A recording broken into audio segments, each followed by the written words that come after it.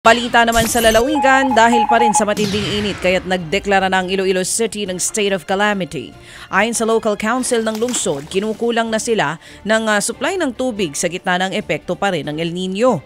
Kaya't para mahatira ng tubig ang mga apektadong residente, minabuti ng lungsod na gamitin ang calamity fund nito.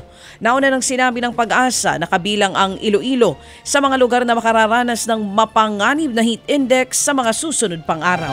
Dumaday na rin po ang mga residente sa lalawigan ng Occidental Mindoro.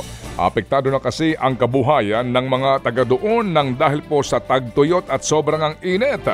Tumpok-tumpok ang asin sa mga salt farm sa barangay Mapaya sa San Jose pero walang makikita ni isang mag-aasin. Sa tindi raw kasi ng init ng panahon, wala na hong gustong lumabas, lalo pa kapag katanghalian. At kahit nga mga palaisdaan, walang ligtas sa matindi pong init. Nababansot na raw ang mga bagus at tilapia. Kaya malabo na raw pong maibenta ang mga ito sa karaniwang presyuhan na 130 hanggang 140 pesos per kilo. Habang tinitiis naman ng mga magbubukid ang init, mairaos lamang ang pag-ani sa mga sibuyas. Yun nga lang, tuyot na ang kanilang mga inaani. Kaya baka daw kalahati lamang ng puhunan na 200,000 piso ang maibabalik sa kanila per hektarya.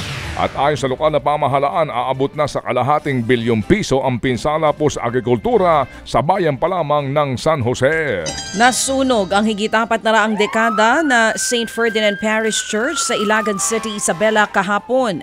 Pasado alas 12 ng tanghali nang sumiklab ang sunog. Tumagal ng higit 1 oras bago naapula ang apoy. Natupok ang malaking bahagi ng simbahan at mga gamit nito sa loob. Sa inisyal na investigasyon, posibleng nagsimula ang sunog sa pumutok na linya ng kuryente. Tumanggi munang magbigay ng karagdagang detalye ang mga bumbero. Taong 1612 pa, itinayo ang simbahan sa Ilagan. Ito ang unang cathedral ng Diocese of Isabela. Ang nag-ribbon cutting yata dyan si JP, ba? Hindi ko sure. Samantala po naman, sunog din ang lumamon sa isang bangka ng mga maing isda sa dagat na sakop po naman ng Jose Abad Santos. Sa Davao Occidental, nasa gitna po ng laot ang motorbangka nang masunog ang makina po nito. Mabuti po na lamang at nakahingi ng tulong ang mga sakay ng bangka kaya agad pong nagpadala ng rescue team ang Coast Guard. Nasagip ang 2 mangingisda at nakauwi na sa kanilang mga pamilya.